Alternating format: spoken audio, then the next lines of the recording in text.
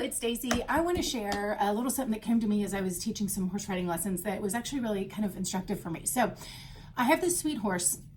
She's fabulous. I teach a lot of lessons with her, but she has a tendency to, every time you ride her, actually, you get on her and she is not yielded to the rider. Like you go to, she keeps her nose in the air.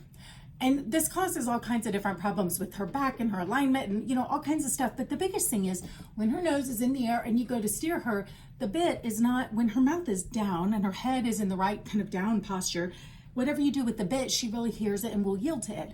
When her nose is up in the air, it pulls straight back and you're not feeling the same direction. She does not listen to her rider if her head is up in the air. That's the bottom line. If her posture is not yielded, if she is not bowed to her rider, she will not do what they say. I mean, like that alone preaches so much to me because I just like the Lord's like, yes. And if your head is not bowed to me, if your posture is not yielded to me, you're not following my leading either. So there's such a thing of just having to have the right posture before the Lord so that we can yield and follow and understand what he's saying. And literally, not only is it's a sign of her not wanting to follow what I say, but honestly, I don't think she can hear what I'm saying as well if her head is up in the air instead of down.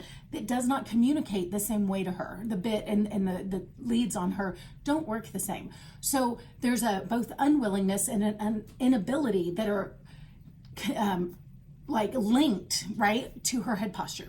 And I would say the same is true of us. So that alone is like a super important point. So what we have to do is spend time. Now, here's the other thing.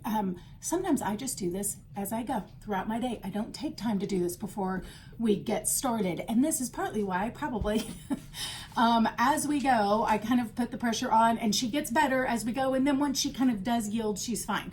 However, our ride would probably be better if I was consistently spending a little time every time before we start saying, let's bend, let's yield, let's move your head around. If I would just do that every time we get on her before we go and have my students do that, first off, it would build some better habits of listening in her. Secondly, it would make it easier on the riders because sometimes they don't really know enough to help get to that point.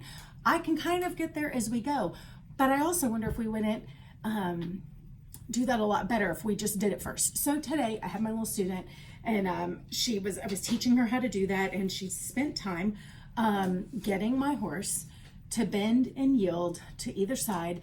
And then the rest of the ride went a whole lot better, as I would expect. And as we were doing that, I felt like the Lord was saying, this is why time with me is so important in the mornings. Because yes, you check in with me and you kind of have a habit of listening as we go. And if I really get your attention, you listen fine throughout the day. I mean, I think I try to do that, right? However, I don't hear as well if I don't practice it first thing in the morning. And I think taking that time, whether it's 10 minutes or hour, it doesn't matter, but there is and I think for different animals, like I have some animals, they're just naturally in a good head posture. For her, every day, we have to start every day. This is not an automatic thing for her. Like every day she's got her own will. The thing is though, she is so compliant. Generally speaking, that even her big rebellion doesn't seem like big rebellion. And so people don't realize. And again, I think this is very true of so many of us in the church is we're doing good things. We do all the moral things. We go along with society. We're doing all the right stuff, but maybe we're not really listening to the Lord. And in fact, I would say the very fact that we aren't doing things that seem unusual to people is probably indication that we're not listening to the Lord as much because we're going along with the habit and the routine rather than listening to the rider, because riders on a horse will often ask them to do something. I have them do all kinds of things that are out of like a routine, right? We're not just going around in a circle. We're doing all kinds of different things. When she's just going through the motions, she doesn't do anything unusual. A good sign that somebody is really listening to the Lord is when he says, we're not just going to do what religion says, go through the motion, follow some habit. Actually, I'm going to ask you to do something radical. We're going to have this step of faith that doesn't seem like the norm for the people around you. So often, actually, the faith step is when we do something that seems out of norm and when it raises questions for other people. And so I think that time we spend in the morning, and I think the morning is important. We can check in with God at any point. In fact, we should be doing it all day long, right? But again, I can do it halfway through a ride. But if I do it halfway through a ride with my horse, we spent part of the ride where she wasn't really she was doing okay, but she wasn't really yielded in listening. And so we're in a little bit of a battle. If we start with that first, the rest of the ride is so much smoother. There's something about her remembering what it feels like to bend, to yield, to listen to me, to not just go her own way, and feeling the praise that I give her every time she does the right thing. So anytime she gives a little bit of the bend and we do what I ask, I'm like, good job. And I love her and I praise her and I tell her that was really good. And then she's like, oh, that felt really good. Because now it's not just that she's obeying me, but she's enjoying the fruits of our relationship when I love and praise her for doing the right thing. And so there's this thing that happens, right, as we're getting started and we practice. And I think so often quiet time for me has been like, it's easy to just check it off the list. Like, okay, I read this verse, I did this thing, okay. But I think the more productive quiet time is when it's not just about reading or saying I did something. It's not the routine. It's not like, okay, I bend, and I'm good to go. Because I've seen horses do that too. You get on, they go, no, I bend my head here, bend it down, now we can go. But they're not really listening to the rider. They're just like going through a routine. So to get to that point where in the mornings, what I'm doing is actually really trying to hear and feel God's presence. Like, okay, I'm listening. What would you like me to do this morning? How do you want me to respond to you to show you that I am listening and willing to yield to your leading throughout the whole day? And if I can spend a few minutes practicing that, that is a totally different quiet time than I think I really was raised thinking of quiet times, right? I mean, that's not really the go through these things and make sure you like read a verse and, read a chapter every day or whatever. This is a very different heart posture if I'm trying to get yielded and hearing his leading every morning before the day even starts, so that all the rest of the day, not only is my body and my heart and my soul yielded to him. I got distracted because I said is instead of are. I'm such a grammar nerd. I changed my sentence halfway through. I'm like, I just need to confess, I got totally, like, that did not come out right. I said is, and then I listed 3 things, and it should have been an R. Does anyone else get super bugged about like grammar, stuff like that when they're talking? It just drives me nuts when I use the wrong grammar. Anyways, but when my body, soul, and mind are yielded to the Lord,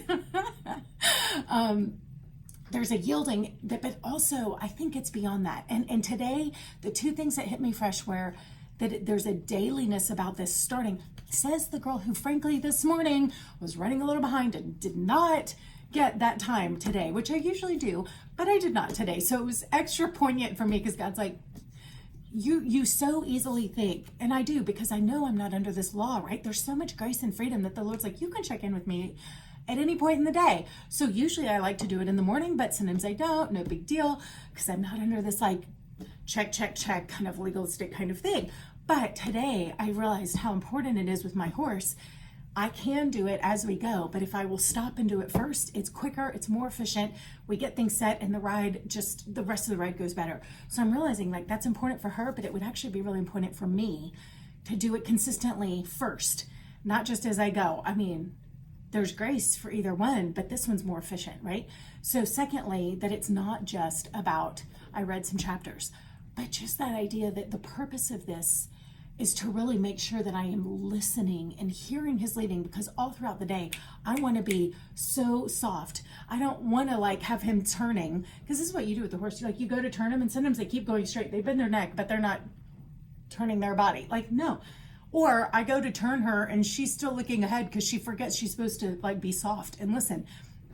If we spend that time first, then the moment I touch this rein, she bends and yields and follows. And then the following my leading is so quick and instant and it's soft. She doesn't have to do hard things to get my attention. I don't want God to have to do hard things to get mine either. I really want like him to whisper and me to follow. It's just more pleasant that way for stuff. Like if he really has to get my attention, he has permission to do that. But that's sometimes it's like, oh gosh, like I didn't need that to happen to get my attention, but I did, right? But sometimes I wish it didn't take so much. So if we will get in that position of doing it consistently, but also doing it in such a way that we are listening, we are trying to make sure that we hear and respond to his leading by practice every morning before our day even starts.